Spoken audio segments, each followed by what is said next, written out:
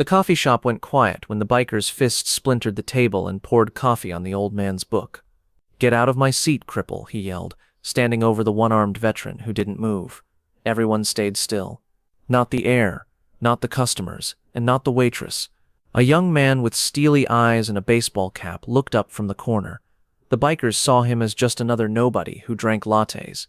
The man in jeans was a tomb guard, which meant he was taught to protect the living and honor the dead. No one in that small-town diner could have predicted this, and they didn't know about it. And in the next 60 seconds, those 5 bikers would find out precisely what kind of man they had just run into. Please subscribe and click the notification icon. Also let us know in the comments section where you are watching from before we go on. If you still believe that qualities like bravery, honor, and sacrifice are vital, please help us keep their memory alive. The Brew, a friendly coffee shop a few miles from Arlington National Cemetery, has big windows that were drenched in a golden light as the sun set over the small town in Virginia. At 8 in the morning, on Sunday, the place was full of weekenders talking softly. The air was filled with the smell of cinnamon, warm pastries, and freshly ground coffee beans.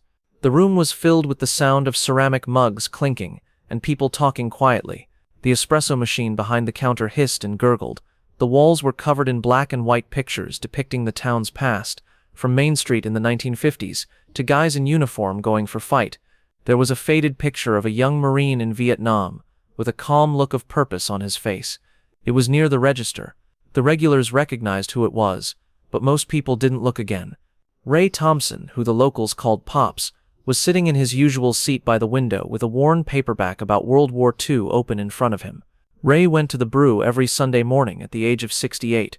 He wore a Marine Corps pin on his blazer, tucked in his flannel shirt, and groomed his silver hair very well.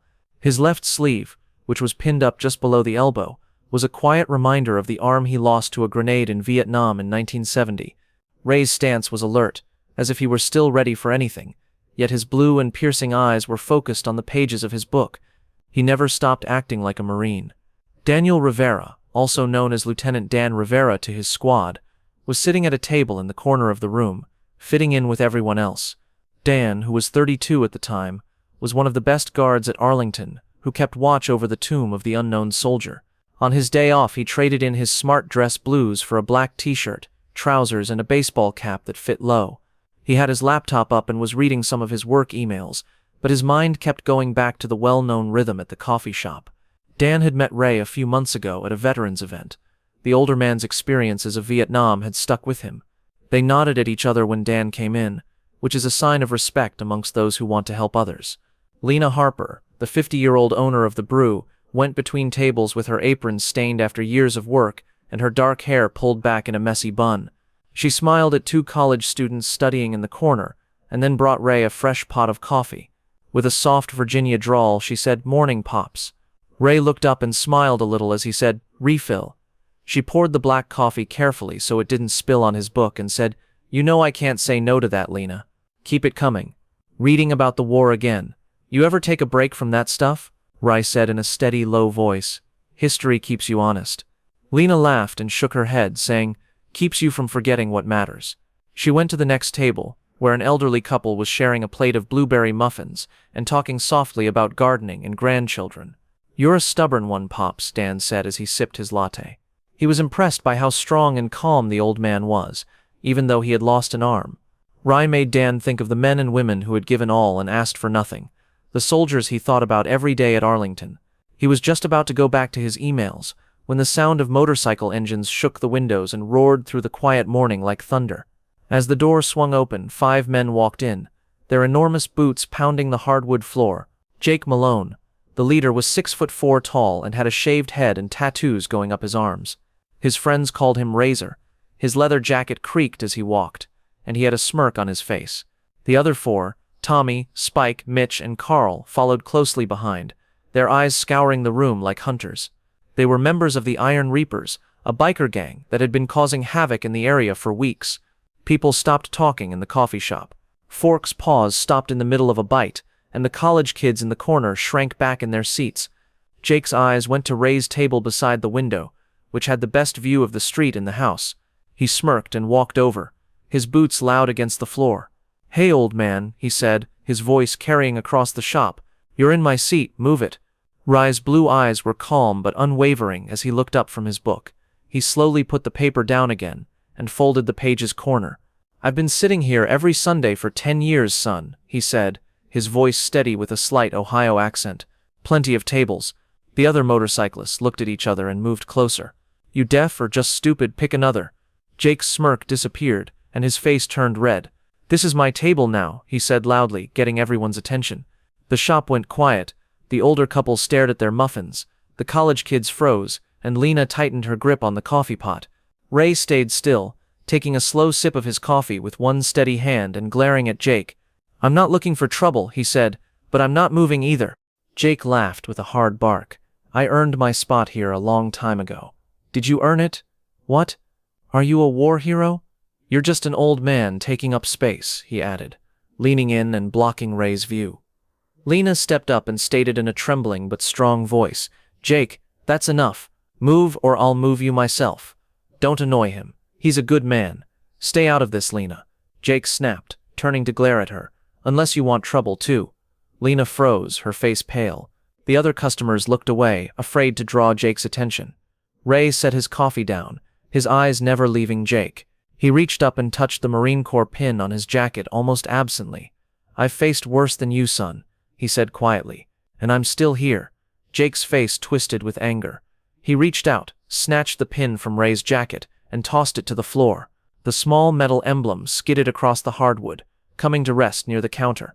Then Jake grabbed Ray's coffee mug and dumped it onto the table, the dark liquid spilling over Ray's book and dripping onto the floor.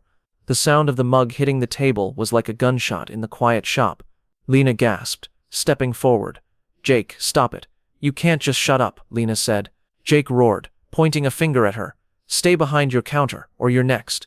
Ray stared at the spilled coffee, then at the pin on the floor. His cheek twitched, but he didn't move. He'd been through too much in his life. Jungle's gunfire, the blast that took his arm to let a punk like Jake shake him. He thought of Vietnam, the friends he'd lost, the promises he'd made to keep going. He wasn't about to let some loudmouth biker take that from him. Across the room, Dan closed his laptop with a soft click. He'd been watching, listening, his body tense, but his face calm. He knew Ray, not well, but enough to respect him. He'd heard the old man's stories at that veterans event. Stories of courage, of carrying wounded men to safety, of surviving when the odds were against him. Dan's jaw tightened as he saw the pin on the floor, the spilled coffee, the way Jake loomed over Ray like a bully picking on the weakest kid in the yard. He stood, his chair scraping softly against the floor, and walked toward Ray's table, his steps measured but purposeful. Hey, Jake said, noticing Dan for the first time. What's this? Is there a problem, friend? Yeah, I do, Dan said in a low voice with a hint of a Texas drawl. He stopped a few steps away, his hands at his sides, and stared at Jake. You're messing with a man who doesn't deserve it.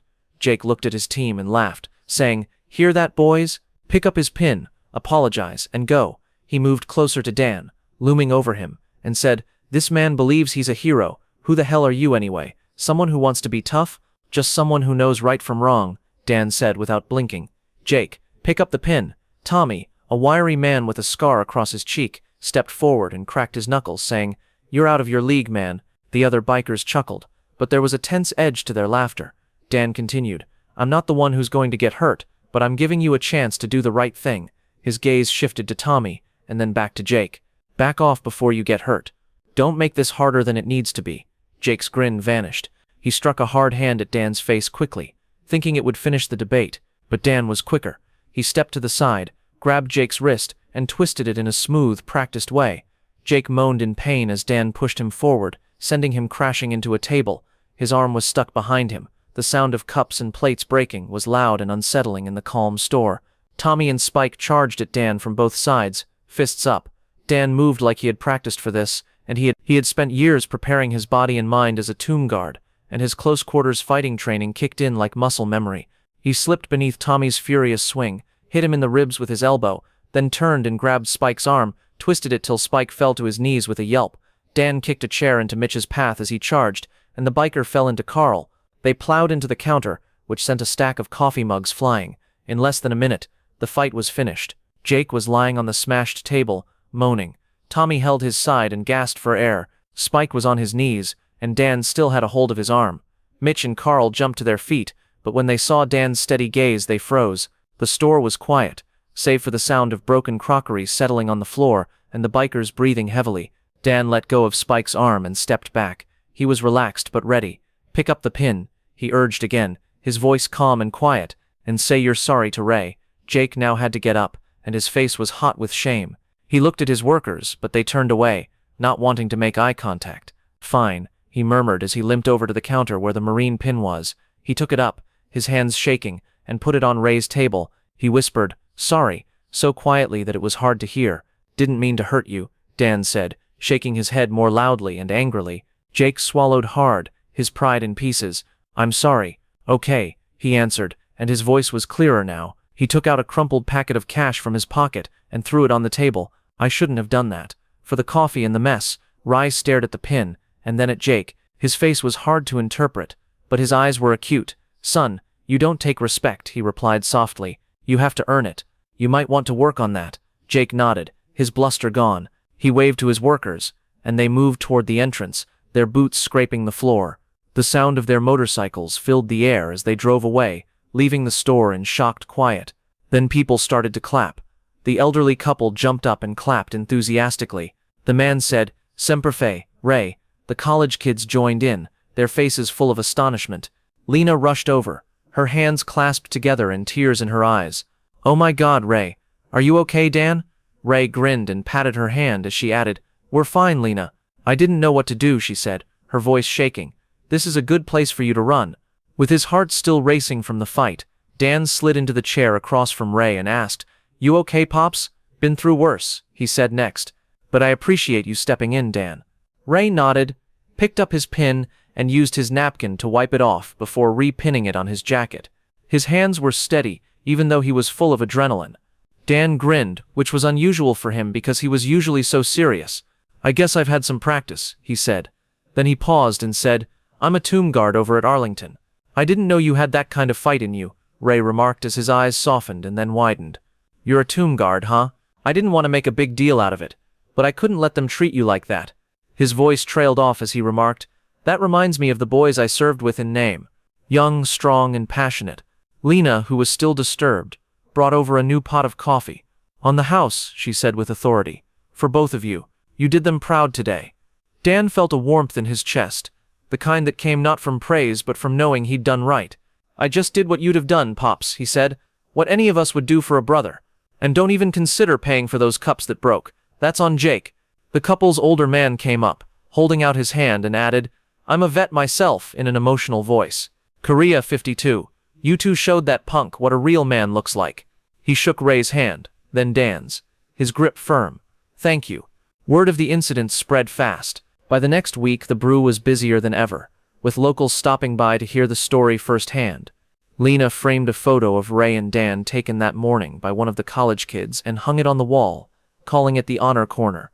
The shop became a gathering place for veterans who started showing up on Sundays to swap stories over coffee. Ray and Dan became regulars together, their table by the window, a quiet symbol of what they'd stood for.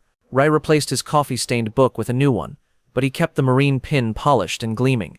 Dan, for his part, found himself looking forward to those Sunday mornings, not just for the coffee, but for the stories Ray told, stories of jungles and sacrifice, of men who'd stood their ground no matter the odds. And every time Dan walked into the brew, he felt a little taller, knowing he'd honored not just the unknown soldier, but the man sitting across from him, a hero in his own right. As the weeks turned into months, the brew became more than a coffee shop. It was a place where the town came together, where veterans, young and old, found a home, where courage and respect weren't just words but a way of life. And for Dan, it was a reminder that duty didn't end when the uniform came off. It lived in moments like these, in standing up for what was right, even when the odds were against you. If you enjoyed the story, consider sending a super chat to help bring more stories like this. Now click on the video on the screen to hear another story that's just as powerful and captivating, with courage, sacrifice, and a choice that will leave you questioning everything you thought you knew about duty and justice. Click on the next video for more amazing stories.